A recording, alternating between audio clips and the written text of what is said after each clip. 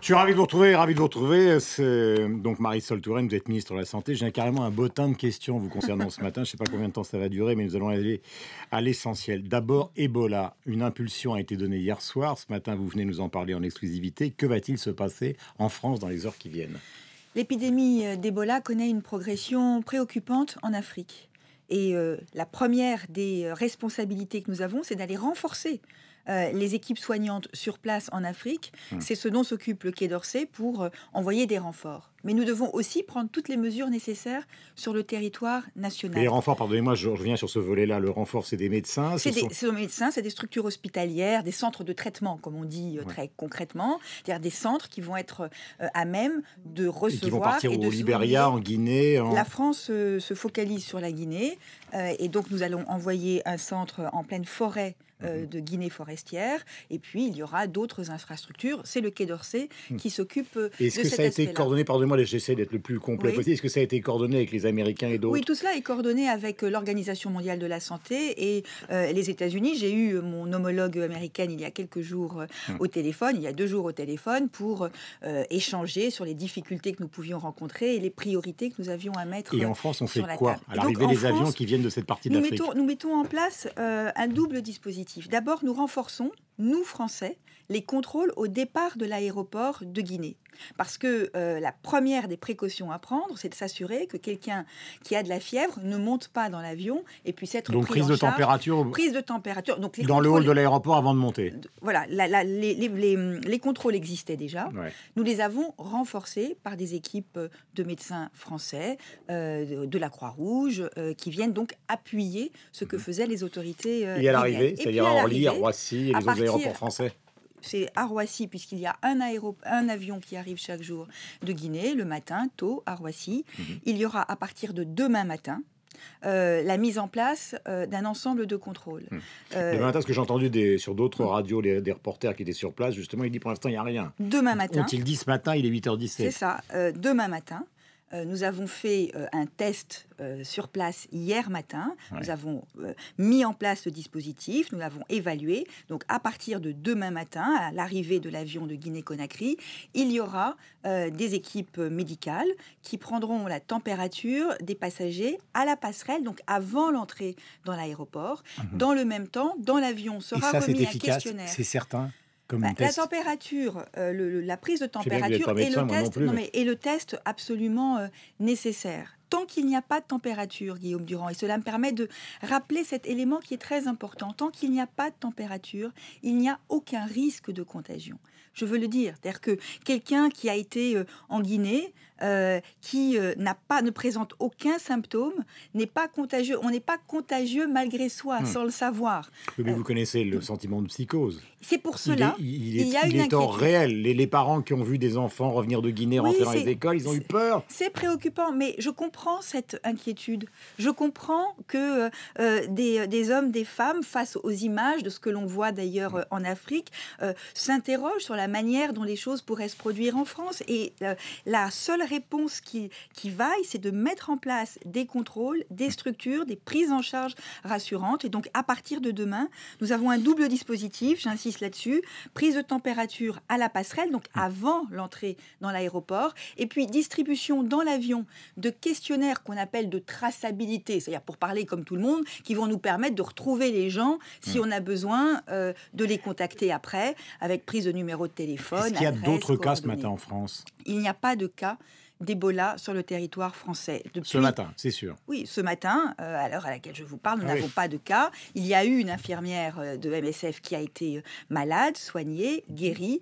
Il n'y a pas de cas. Et nous allons évoquer ces questions à Bruxelles, lors d'une réunion à laquelle je me rends dans quelques instants, quelques heures, pour échanger avec mes homologues européens, à la fois des mesures que nous pouvons prendre de contrôle à l'entrée dans nos pays, et puis de la coordination. Mais est-ce qu'on a les thérapies ?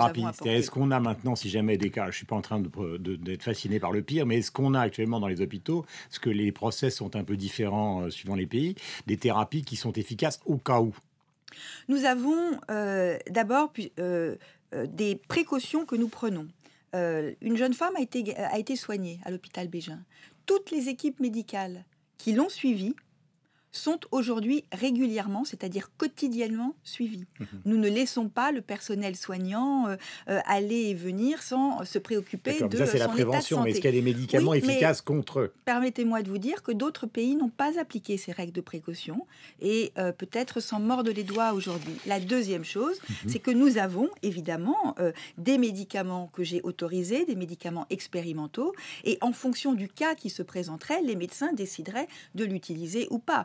Nous n'avons pas aujourd'hui la recette pour dire quelqu'un qui a Ebola, voilà très exactement ce qui va fonctionner. Ce que l'on sait, c'est que plus on prend en charge la personne tôt, plus on la prend en charge dans des bonnes conditions, comme le sont les hôpitaux français, et plus on peut lui donner des traitements expérimentaux, plus on met de chance de son côté. Je suis un peu paradoxal, le garçon, parce que d'un côté, je vous demande qu'est-ce qu'on fait, et de l'autre côté, évidemment, le revers de la médaille, c'est de se poser la question si on n'est pas tous en train de sombrer, moi, les gens qui nous écoutent, et vous-même, le gouvernement, dans une sorte de psychose, parce que connaissant un peu l'histoire de cette maladie pour m'être renseigné, parce que je ne suis pas de médecin, il y a eu déjà des crises d'Ebola depuis 1976 avec beaucoup de victimes.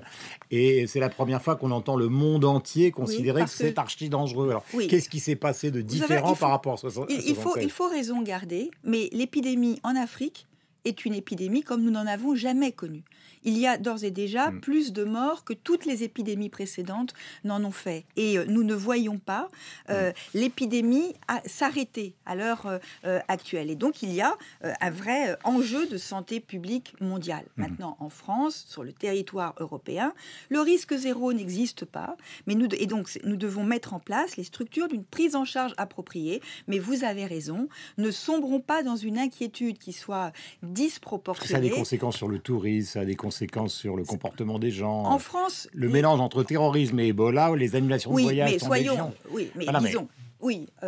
Moi, quand même, je veux dire que nous déconseillons très fortement, et j'ai envie de dire très fermement, les voyages dans les pays dans lesquels il y a l'épidémie d'Ebola, sauf pour des raisons absolument indispensables. Mais franchement, ça n'est pas le moment de décider d'aller passer des vacances dans un pays où il y a l'épidémie d'Ebola. Questions, elles sont très nombreuses concernant la politique de santé. On est obligé de globaliser parce que le temps presse. Congrès de l'Ordre des médecins ce matin, François Hollande va intervenir. Je crois que c'est la première fois depuis 1966 qu'un président de la République va dans ce type de congrès. C'est la première fois qu'il y a un congrès de l'Ordre des médecins. C'est une première. Donc c'est une double première. Le général de Gaulle l'avait fait, je crois, en 66.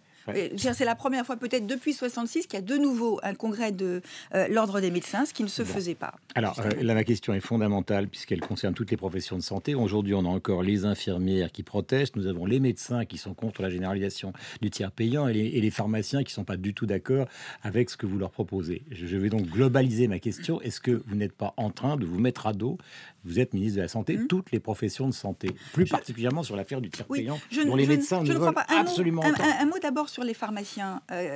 J'ai toujours dit que j'étais opposée. Je dis ici même, à votre micro, que j'étais opposée à la vente de médicaments dans les grandes surfaces. Eh bien, il n'y aura pas de vente de médicaments dans les grandes surfaces. C'était la question principale qui préoccupait les pharmaciens. Et ce qu'a annoncé hier Emmanuel Macron, c'est que l'ensemble des dispositions qui concernent les professions de santé ne seront pas dans sa loi, mais dans la loi de santé que je porte, parce qu'il y a une logique, une cohérence d'ensemble. Est-ce que ça veut dire qu'il ne se passera rien ? Non. J'ai, avec notamment les pharmaciens, mis en avant plusieurs mesures qui amplifient ce que je fais déjà depuis 2 ans.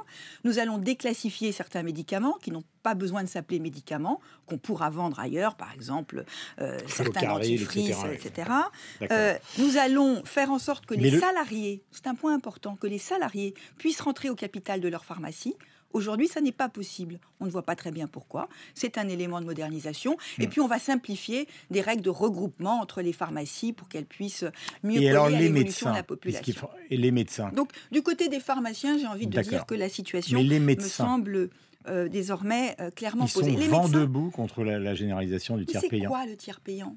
Le tiers payant, c'est la gratuité. Ils ne veulent pas entendre parler de la récréation. Ils ont surtout peur, je vais vous dire ce qu'ils pensent, que j'en connais, vous aussi. Ils ont surtout peur que les mutuelles contrôlent leurs honoraires, leurs prescriptions et au fond contrôlent leur vie. Ils disent nous sommes une profession libérale, on n'en veut pas. Même si ça existe chez les infirmières. Mais les pharmaciens sont des professions libérales et il y a le tiers payant depuis maintenant un certain nombre d'années. Vous allez vous faire des examens de sang dans un laboratoire de biologie, il y a le tiers payant. Vous vous allez à l'hôpital, ça n'empêche pas de dire, ou ils n'en vous veulent allez pas. dans Ils disent, une on n'en veut clinique, pas. il y a le tiers C'est payant, pas et nous, il y a on n'en le veut tiers pas. payant dans beaucoup de pays. Écoutez, c'est un objectif majeur. D'abord pour les personnes qui ont des difficultés pour payer, Ouais. et puis pour les classes moyennes. C'est une façon de dire l'argent ne doit pas être un obstacle pour aller voir un médecin. Et Mais le ils ont médecin l'impression- se fera je vais être encore- payer je vais être directement je vais être par la sécurité sociale. un soupçon vulgaire. Ils ont l'impression qu'on va les fliquer, quoi, que les mutuelles vont les Mais fliquer, il ne s'agit pas que de les les dépassements d'honoraires, ça va être contrôlé, que les... Il ne s'agit pas, pour reprendre votre expression, de fliquer qui que ce soit, il s'agit de faciliter la vie des Français. C'est une réforme que je veux faire avec les médecins, parce qu'ils sont associés, avec les médecins pour les patients. Et cela, je le revendique fortement comme étant une avancée sociale importante, conforme aux valeurs que moi je porte. Il y a eu, il y a Donc leurs 15 ans, la protestations ne sont pas création les protestations de de la nantis. CMU, Ce ne et sont il pas des s'agira protestations maintenant de nantis. d'avoir le...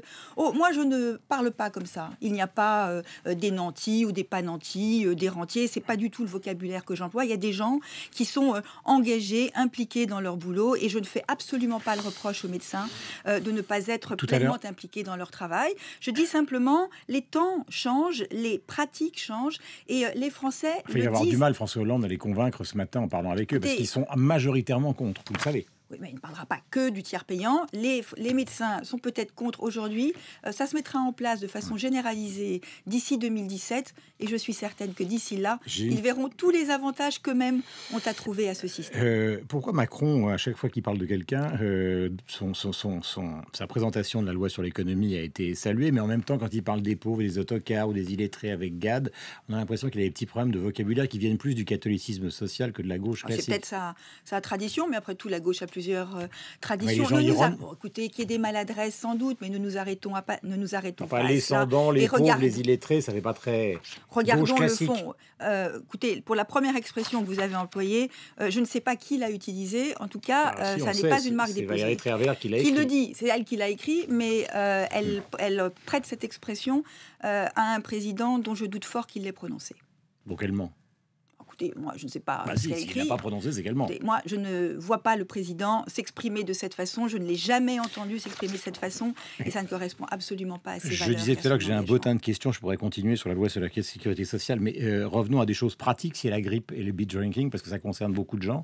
Alors, le binge drinking, on va un peu laisser passer ce matin. Mais la grippe, est-ce qu'il faut absolument qu'on se vaccine tous ? Parce qu'il y a encore des gens qui sont très hostiles à ça, considérant que ça peut être néfaste, ça peut être dangereux, parfois pour les... Je ferai une différence pour la vaccination de la grippe. La vaccination de la grippe, ce sera ma dernière question. Elle est très fortement recommandée pour certaines personnes qui sont en situation de fragilité. Personnes qui sont malades, des personnes âgées, plus de 65 ans. Là, franchement, je dis, si vous êtes dans cette catégorie-là, allez-y, vaccinez-vous. Et puis pour les autres, est-ce qu'on a envie de prendre le risque de tomber malade de la grippe? La grippe, c'est pas un petit rhume. La grippe, ça vous met KO pendant plusieurs jours. Donc, moi, je recommande plutôt de le faire si on ne peut pas s'interrompre.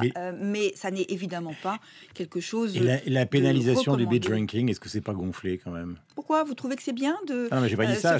Pourquoi gonfler? Alors, c'est quand même pas des.